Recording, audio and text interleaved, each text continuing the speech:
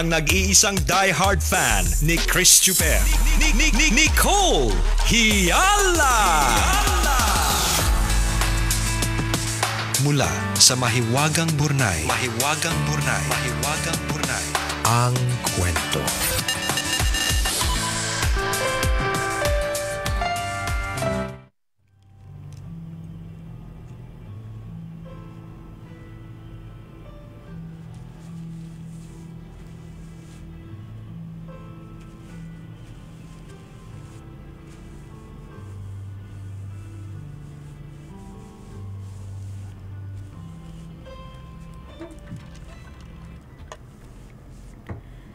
Dear Nicole and Chris, itago nyo na lang ako sa pangalang Janelle, 25 years old at tambalanista mula dito sa Malabon.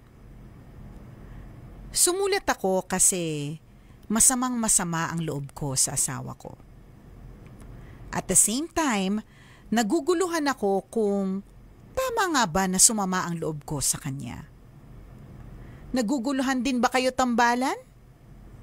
Hayaan po ninyong ibahagi ko ang aking kwento. 3 taon pa lang akong kasal kay Romel. Wala pa kaming anak hanggang ngayon. Stay-at-home wife ako at ang asawa ko lang ang nagtatrabaho. Ideya niya yon para daw hindi ako masyadong stressed. Para daw mas mabilis akong mabuntis. Gusto ko naman na ding magkaanak kaya hindi ako nag-atubiling bumitaw sa trabaho. Nung una, okay naman kami ni Romel.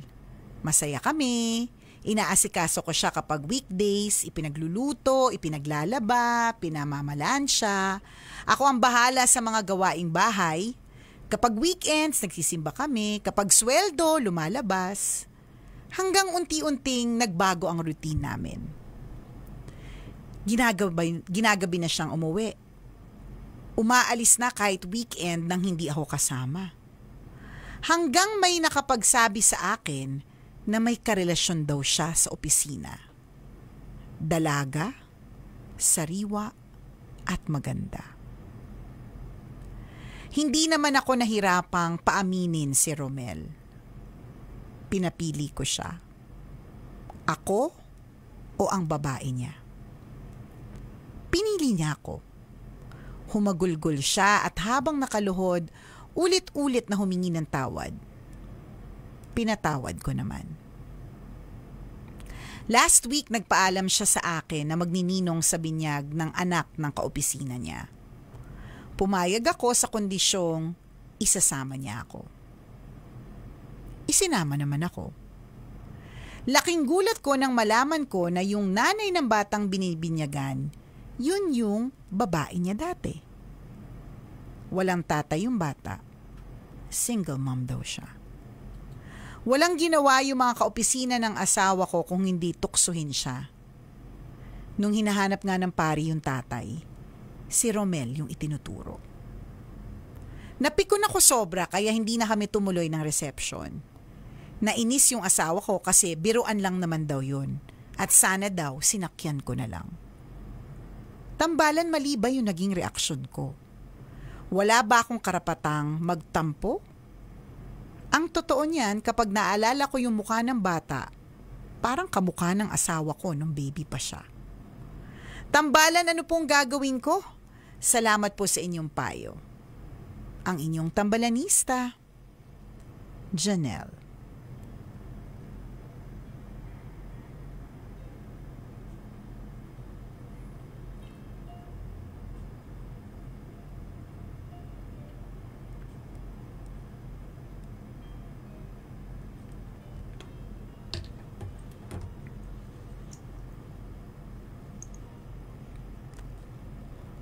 Ayun. Minsan talaga may mga kaopisinang hindi katiwa-tiwala. Mga asungot, gano'n. Oo, mga masakit sa ulo, nakakakulot ng bagong rebound na bangs. May mga gano'n talaga. And ako para sa akin na hindi naman mali yung sumama yung loob mo. Kasi syempre, Janelle, nanggaling ka pa rin naman sa sa sitwasyon kung saan nalaman mo na ng babae yung mister mo. Yun lang yun, 'di ba? Tapos nung pumunta ka pa dun sa binyagan, yung babae pa ng mister mo ang nagpapabinyag. So kumbaga parang tapos dinagdagan pa ng tinutukso-tukso. Nakakainis naman yung mga kaopisina mo, ha? Ng kaopisina na asawa mo. Kasi ano pa sila, yung sulsul ba? Yung apakabastos, hindi man lang ginalang na nandun ka. 'Di ba? I mean, syempre minsan gets naman natin kapag meron tayong mga tinutukso, halimbawa ng mga kasamahan natin dito, na sa palagay ko, tukso-tuksuhan lang siya dapat within the office. Na kapag nandiyan naman yung misis, wala namang bastusan. 'Di ba? Kasi pakabastos eh. Kung ako mali kasing ginawa mo, hindi ka na pumunta ng reception. Kung ako pumunta ako sa reception, tapos ibinuhos ko yung orange juice. Itinombo lahat ng mesa. Itinumba ko. Sinira mo decoration. Totoo. Correct. Tapos kung meron pong barbecue doon, yung stick, nako, itutusok ko sa mata ng mga kaopisina nununukso. Mali ka din eh. Charot!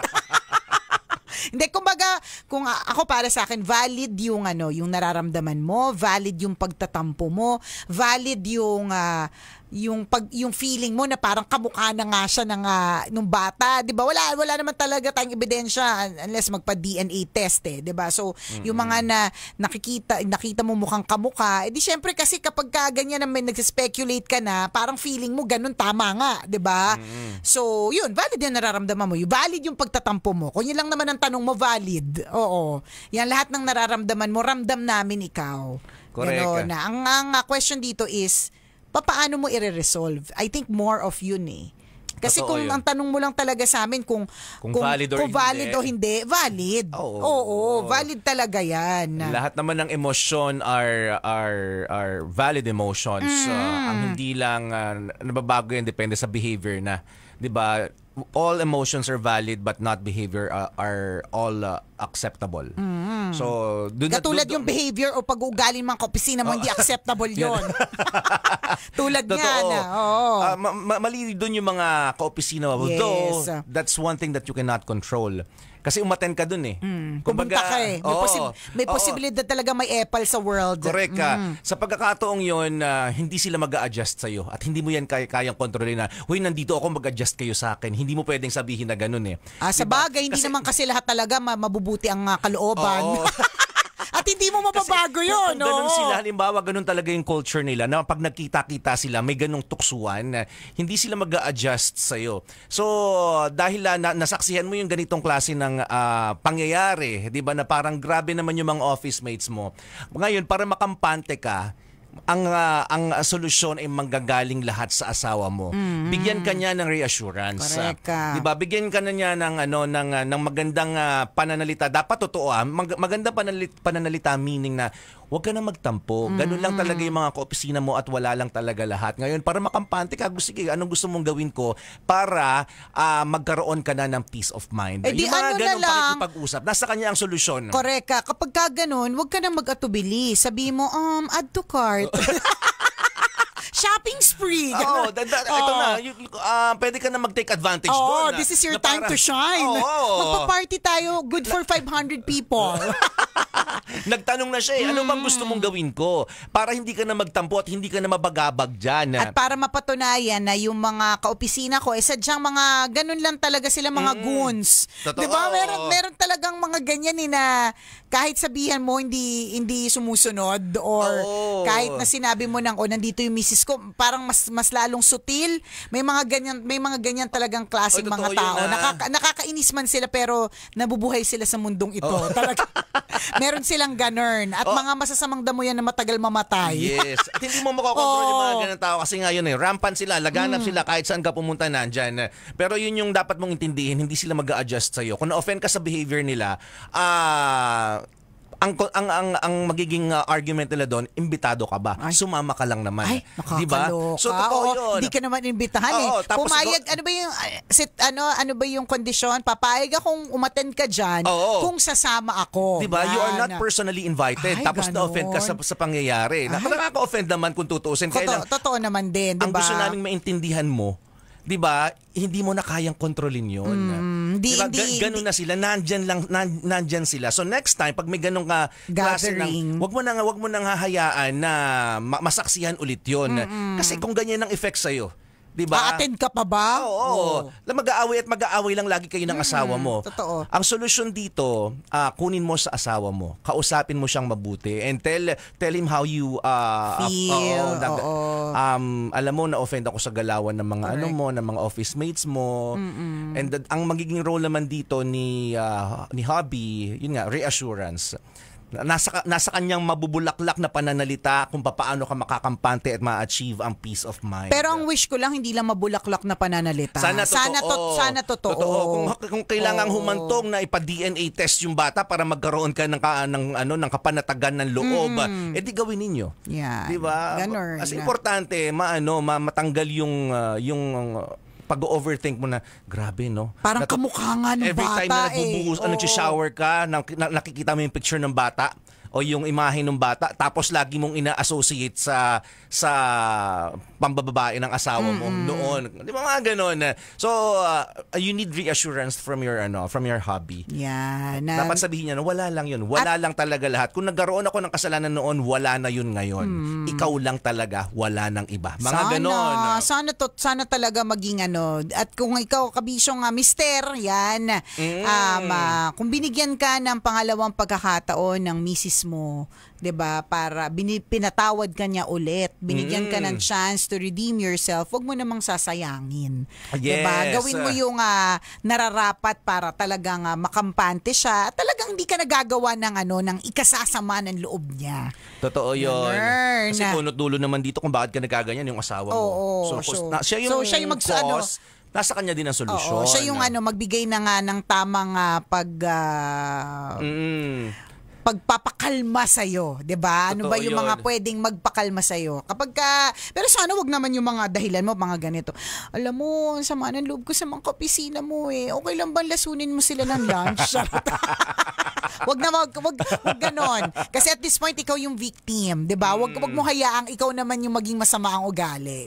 Well, I hope na eventually kabisyong Janelle ma-overcome mo yung nararamdaman mo. Hindi naman yan madali, hindi yan overnight, hindi yan sa isang beses na kinausap ka ng mister mo ay okay ka na. Alam mo naman tayo mga babae, favorite subject natin ay history. Mahilig natin ibalik ang mga kasalanan ng mga asawa natin kahit nakalimutan na nga nila yon or pilit na nilang tapos na at pilit na nga nilang pinagtatakpan ng mga mabubuting asal nila. May mga ganyan tayong may mga ganyan tayong saltik talaga. Alam mo na ang mga babae like adobo, 'di ba? May toyo, ganun.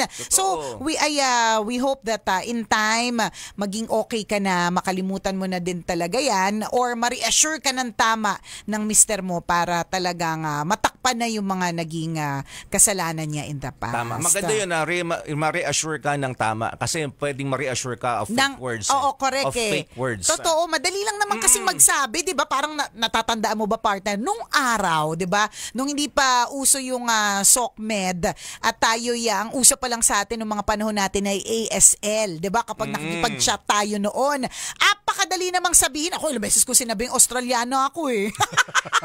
Because these are just words. Latina ako eh. Latina, 'di ba? 38, 24, 38. Ganun ang vital statistics. Apakadaling sabihin kasi nga these are just words. So, hopefully, 'di ba? Prayerfully rather, 'di ba? Na hindi lang basta mabubulaklak na salita. Naway yung mga bulaklak na ibibigay niya sa iyo at yung mga mabubulaklak na mga salita at pagpapaligay niya sa iyong ano ba? Pwede naman. Pwede naman din dahil asawa ka naman, 'di ba? Talagang galing talaga sa kaibuturan ng kanyang puso. Dapat sincere yung lahat ng sasabihin sa iyo ng asawa mo. Kung kinakailangan nga yun humantong sa pagpapa-DNA test or kung kinakailangan talagang i-give up niya yung trabaho para magkaroon ka ng peace of mind. Correct. Kasi hindi yun talaga mawawala yun every time napapasok yung asawa mo. 'Di ba? Nagaling na naman to dun sa workplace kung saan nandun yung babae. Yan, mag-uusap na naman silang dalawa. Tutuksuhin na naman sila kumbaga in your mind, 'di ba? Every time na pumapasok yung asawa mo, merong babaeng nandoon na naging babae niya, tas may mga kaopisina pang nagsusulsol, 'di ba? Correct. So, maaaning at maaaning correct, ka. Kung correct. talagang kailangan umabot hanggang sa punto ng pagdedesisyon na umalis ka na sa trabaho yan para sa akin. Or kung umabot din sa pag-uusap na it might help you also kung hindi ka lang nasa bahay at may iba kang pagkakaabalahan, although sa bahay pa lang ang dami ng pagkakaabalahan, 'di ba? Kaya lang kasi habang wala pa kasing mga bagets, feeling ko mas kaya mo pang mas marami ka pang ibang pwedeng magawa. Pagka kasi may mga bagets na gets ko na yung stay at home moms talaga kasi talagang tututukan mo yan, kulang nga ang 'di ba ilang beses na po nangyari sa ating mga magulang yan, sa ating mga nanay at tatay na katabi na nga natin, 'di ba, na aksidente pa, 'di ba? Katabi na nga natin na nahulugan pa, 'di ba? So pumurap ka nga lang. Correct, 'di ba? Nawala, 'di ba? Tumakbo. Nalaglag sa kama. Correct. 'Di ba? Na isa-isang igla pwede mangyari 'yun kung ma'am na. 'Di ba? So, kung kailangang umabot dun sa part na mag-work ka na din ulit para to keep your mind off things, or iti-triple ninyo yung pag-e-effort para maging nanay ka na din talaga at mabuhos mo rin yung attention mo sa ibang bagay, yung mga ganon. Yan yung mga konkretong pwedeng gawin ninyong mag-asawa. Totoo Ang tanong yun. dito, sa amin mo lang ba sinabi yan? Hindi mo nasabi sa asawa mo? Yan tayo sinusplok natin yung mga Mr. at Mrs. natin, pero hindi natin sinasabi sa Mr. at Mrs. natin yung problema. Correct. Yan, di ba? Yung heart-to-heart talk ninyo will help you a lot, 'di ba? Para magkaroon ka ng peace of mind. Will help you a lot kasi may iwasang ma-stress, 'di ba? And remember, yung stress ang minsan nagko-cause sa atin kung bakit nagkakaroon ka ng 'di ba, hormonal imbalance, kung bakit hindi nagwo-function ng maayos sa mga body parts natin. So, yeah, yung pag-uusap nyo, again, it should be a sincere and heart-to-heart talk. Dapat walang magsisinungaling sa inyong dalawa. At uulitin lang po namin doon sa mga mister, sa mga misis na nabigyan na po ng pangalawang pagkakataon. Yan. Yes. Huwag nyo pong sasayangin yung pagkakataon na yan na ibinigay po sa inyo kasi not everyone can easily forgive. Yes. Hindi lahat ng tao, pero ikaw pinatawad ka. So wag mo namang sayangin, wag mo namang hayaan na masira muli ang tiwala. Kailangan pa bang i-memorize yan? Basic! Muli ako po si Nicole Yala. At ako naman si Cambio King Chris Chuper. Na nagpapaalala, walang matatag na relasyon sa malanding na determinasyon. Yun! Was brought to you by ACS Manufacturing Corporation, ISO certified. Sinabi ko ng ilang beses yung wag sasayangin yung second chance kasi ako talaga yung tipong kapag ka ng babae o kaya alam kong may other person or may third party, wala na akong second chance. Ako yun. So kung may mga iba na ganyan na kayang magpatawad, magbigay ng pangalawang pagkakataon, naku, wag talagang sasayangin. Ang swerte mo, pinatawad ka pa. Ang swerte mo, binigyan ka ulit ng chance. Totoo yun. Yung gesture actually nung guy na nagmanikluhod ba sa'yo, sabi mo, tapos iyak siya ng iyak. Yan, magandang gesture din yun. Yes, actually parang maganda naman. pinagsisihan niya din talaga yung kasalanan. Maling-mali talaga yung ginawa niya. May mga ganun talaga. At yung katotohanan na ikaw pa rin ang pinili. Sa gitna ng lahat, sa'yo pa din. Correct.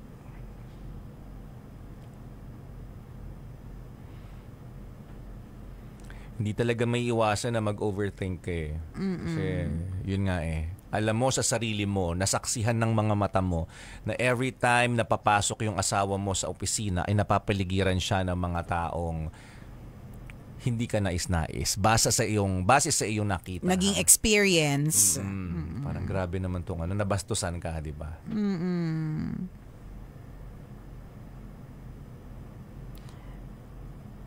Sabi ni Aimee Loba Asis, ako rin Miss Nicole Yala, sinabihan ko ang mister ko na pag nang babae ka, hindi kita habulin, ibibigay pa kita. Ano ka, gold? Sabi naman ni Kim Manumbas, yung radio dito sa store, maghapon, magdamag, nasa Love Radio. Shoutout po sa staff ng Hermana La Familia ng Malolos, Bulacan. Lalong-lalo na sa mga naka-duty ngayon, sina Rosalie Castillo at Kim Manumbas. Solid ka basic. Thank you!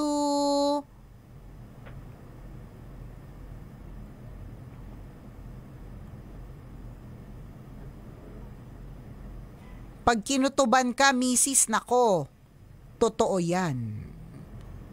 Mas maganda pa rin naman na yung kutob merong halong May ebidensya. ebidensya. Mahirap lang na hindi naman pwedeng kutob ko lang, 'di ba? Kailangan may evidence.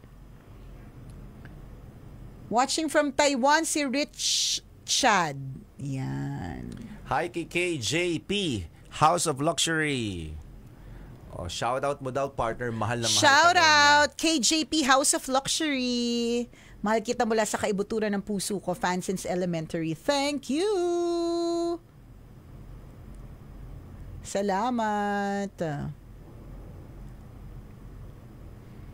Watching from Tinajeros, Malabon, si Mark Arcel Yongo. Shout out po. Birthday ko po. Idol ko po kayo since 2009. Grade 5 pa ako noon. Galing kay Moan. Moan on TikTok Live. Sela Ngalongalay Malvas. Happy birthday sa iyo, Sel. Happy birthday. Ngalongalay Malvas. Enjoy your special day. Hi daw kay Jeline Matienzo. Love na love po kayo ni Mama. Thank you. Hi sa mama mo. Hi kay Mudrakels.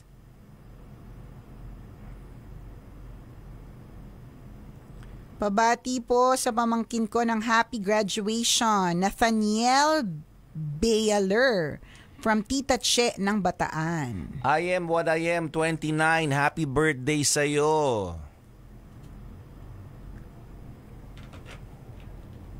Yarn. Happy birthday. Daming may birthday. Si John Eric Villorinte. Happy birthday din sa'yo from Iloilo City. Thank you. Batiin daw natin ang kapatid ni Alenitos na si Curvy. Yan, nag-graduate with high honors. Congratulations. Congratulations with high honors.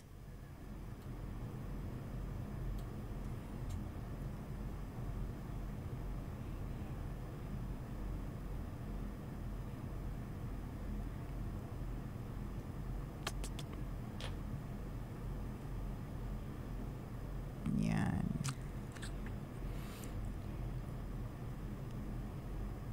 Shoutout po si Joy M.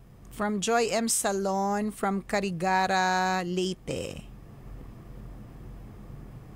Live po ba kayo? Hindi. Imagination mo lang Replay ang to lahat. since 2005 pa Oo. to. Replay to, 2000, actually 2004 to. 2004 episode. Sally Clarin says, shoutout nga po sila Ma'am Kim Miranda sa pwesto nila sa K. Margarita's Flower Shop. Thank you. Hi, Prince! Prince Clarentiniana, how are Hi, you? Prince. Where's the Spider-Man Giat? Si Prince na Spider-Man kahapon. Oo, Spider-Man. Uy, panoodin nyo yung Marvel Live. Yan po yung, ang Pilipinas lang yung only show na, only country na pinuntahan ng Marvel Live sa buong Southeast Asia. So, sayang po yung chance. Don't miss it. Hanggang June 16 sa Mall of Asia Arena. Mag-enjoy po yung mga kids ninyo. Ako, nag-enjoy ako sobre. For the whole family, no? Yes. Kids and adults. Oo, kids and adults. Thank you. Salamat ng marami. John Brendan, happy birthday or belated happy birthday. Daming may birthday Happy birthday sa inyo. Harvey Harbs, hello sa'yo from Maykawayan, Bulacan. Thank you so much.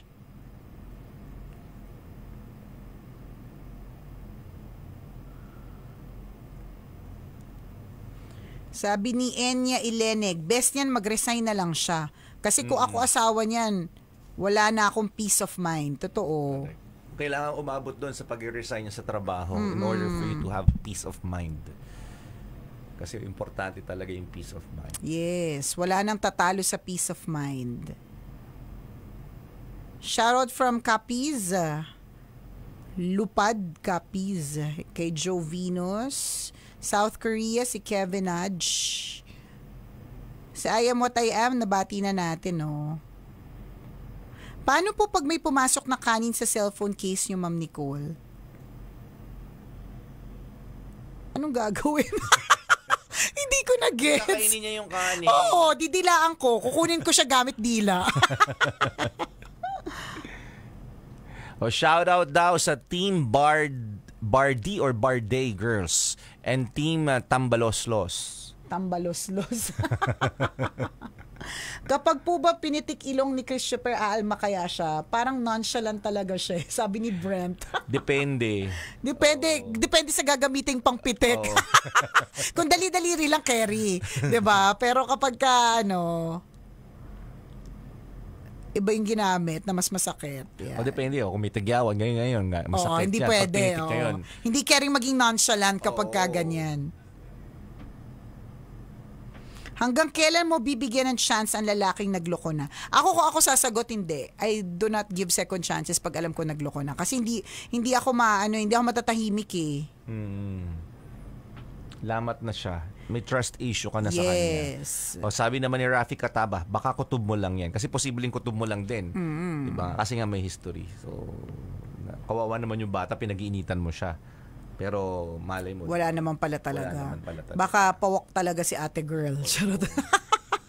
Iba-iba. Sabi ni Starfish, Miss Nicole, huhulaan namin ang price ng lahat ng mga jewelry na suot mo ngayon. Huwag mo nang hulaan. I-inquire mo na lang sa Mayet De La Rosa Fine Jewelry. Magkano po yan? Yan. May Facebook pa sila. Meron silang Facebook. Meron din silang TikTok. So, Mayet De La Rosa Fine Jewelry. Meron din silang tindahan. Iba't iba. Meron silang mga branches sa mga malls. Meron din silang main branch dito sa Manila area, sa Santa Cruz. Yan. Huwag nyo nang hulaan. Tanungin nyo na lang. Magkano po yung suot ni Miss Nicole Ayala? Gusto ko po niyan. Oo. Tapos huwag nyo po akong uutangan kasi hindi po akin to. Huwag nyo pong i-assume. Ako po ay taga-suot lamang. Natatakot ako nang may mga nangungutang na. Charot. Yan. Inaantok na po ako, sabi ni Anne. Shoutout naman from Canada. Shoutout. Nine-endorse ko po kasi ang Mayet De La Rosa Fine Jewelry. So as an endorser po tayo. Sabi ni Kay, tanong niya, naniniwala po ba kayo na need lang niya talaga ng space? Sabi niya, need niya muna ng space. Thank you po. Ako hindi kasi ako naniniwala sa space eh. Parang pinapatagal nyo lang pero doon na rin naman siya papunta. Ewan ko lang. Kanya-kanya. Depende sa sitwasyon. Depende sa iyo. Depende yung intensity ng space na sinasabi mo. Yeah. Gusto mo lang magkulong sa kwarto. Na wala nakakausap pa muna. Di go. Ganun. Kung gusto mo naman nagpakalayo-layo. Depende. Yung mga veterano pala ang nandito ngayon, sabi ni Uploader 236. PJ is asking Van Cleef BCA, tama po ba, Ma'am Nicole? Oo, pero available po to sa sa Mayet De La Rosa Fine Jewelry. Work from home si Vin.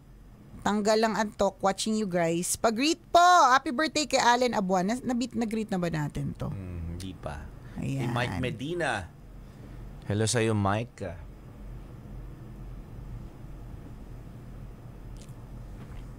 Pwede ko po bang iwan yung jowa kong cheater tas mabaho ang hininga? Ay naku, wag mong iwan.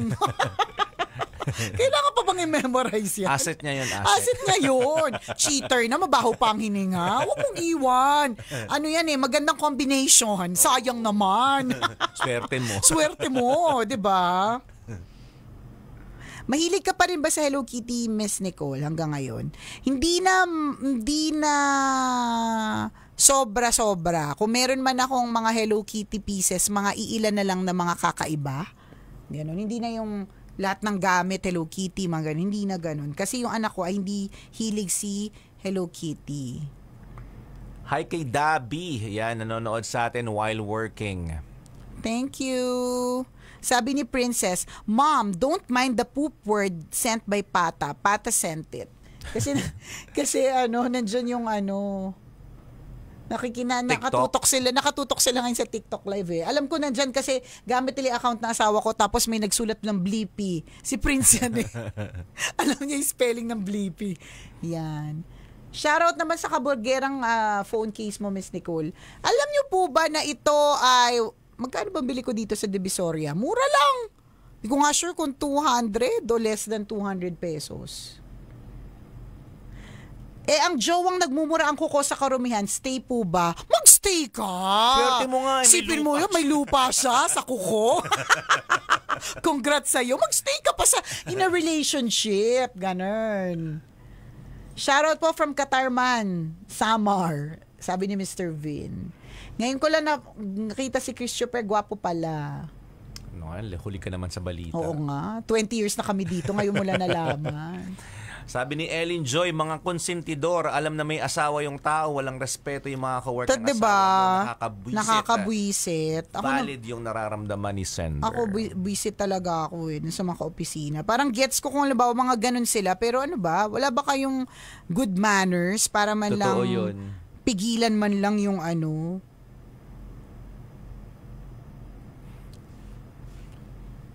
Ako sasabihan ko yung asawa ko ng gano'n na iwasan mo nga yung mga taong yan. Di sila nakakatuwa.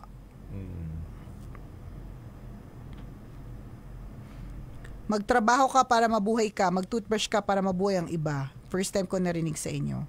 Una, magdasal ka. Ito naman si Vin, puro trabaho. Una, magdasal ka para mabuhay ka. Pangalawa, mag-toothbrush ka para mabuhay naman ang iba. Watching in Oman, Muscat, si Abville. Zambo City, nandun si Shadow Stalker. Thank you. Merl Hito, Lara PH. Ayan, nanonood daw siya from Dasmariñas, Cavite. Hello sa inyo dyan. Shoutout din kay Art Aldrin Robert. First time ko makita kayo dito, layo na kinig ng podcast at radio naman before. Thank you. Si Himes Ornales Moradi from Canada. Miss ko na kayo tuwing umaga. Podcast na lang ko bumabawi. Be, sobrang payat nyo na po, Miss Nicole. Ano pong iniinom nyo? Tubig baha and tubig kanal twice a day. Yan. Sabi ni Enya, gumagawa ng lab team sa office kahit may asawa na. Sarap mga kaltukan sa ngalangala. Totoo. Nag-host, ganun, no? Nakakainis yung mga gunner. Nag-host din po ba kayo ng events? Yes! True Lalu.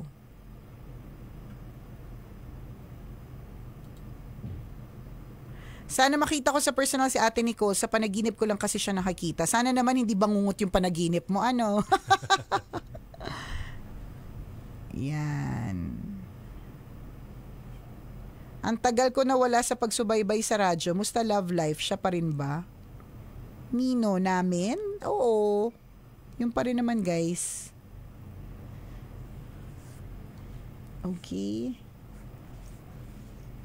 Sabi ni Sel Malvas, pag ako po siguro ang asawa, tuwing gagawin siya na uwi, mapapraning na ako sa loob ng bahay. Dami ko na siguro maiisip. Pag ako po yun ha, tao lang kasi tayo, masyadong advance mag-isip. Tama. Hi kay Maya Santos, nanonood from Singapore at shout out daw kay Maluto Gores. Hello. Of Nabwa. Fighting lang lagi. Kaya po ba mag-host ng debut sa Leyte? Kaya if the price is right. Why not? Why not? Nalipat na pala kayo ng hapon kaya wala na sa umaga, sabi ni Giovanni Buenavis. Shoutout po, Madam Nicole, sa magigiting na seaman sa Gulf area, especially GSO Boys, galing kay Oparks _26. Shoutout kay Kathy. Mga nanonood from Quebec, Canada. Hello po, shoutout po watching from Macau mo. Hello po. Shoutout, Miss Nicole from Binangonan, galing kay Badong.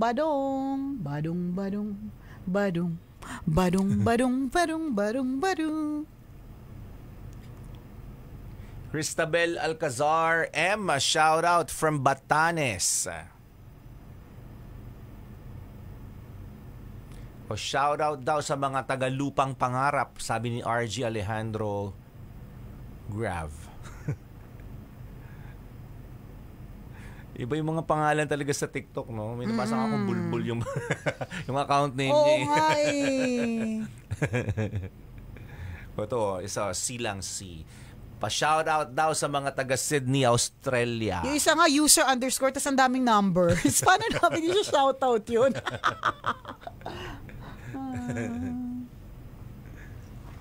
Watching from the Japan, si Joel Peregrino. Hello po, shoutout from Guillermo's Cafe, sabi ni Elmo Mercado. Ralph Jesse, shoutout from Dumaguete City, Negros Oriental. Yan. Siguro kung paano nasimulan yung mga pangalan nung naunang gumawa ng TikTok account. Nagsunuran na lang yung mga tao na parang ganda. Paibahan pala ng pangalan dito. Palituhan ng alias. Yung parang ang hirap tandaan ng mga pangalan. Oo. Hirap. Facebook, marami alias and the real name. Yes. Pagka, halimbawa, dating real name, tapos biglang nagbago ng pangalan, alam na this. May Nako. tinataguan yarn. Nako. Albus Besoy, kaway-kaway sa mga nakikinig para hindi antukin sa work. Happy siesta. Happy siesta. Richard Alarcon, shoutout naman po, listening from Camarin, Caloocan. Hi kay Laarni Faro. Galing kay Earl Ruben Faro.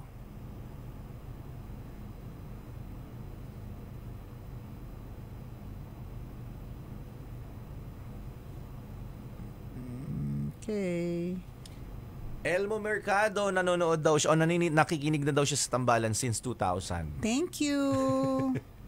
Since 2000. Since 2000, kahit 2004 pa kami. Salamat. Jackie Chen, shoutout po, wala na akong ginawa kundi makinig ng mga kwento nyo. Salamat. Birthday ko po kahapon, pabati naman po si John Brendan. Belated happy birthday!